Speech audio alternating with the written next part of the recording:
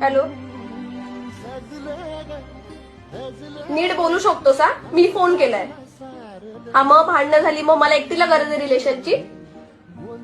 स्वतःचा फोन नाही केलास, कमी झाला असता एक फोन केल्यावर.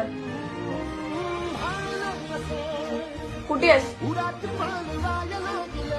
छत्री घेतली का? बाईक आहे मग काय झालं, मग रेनकोट घेतलं का?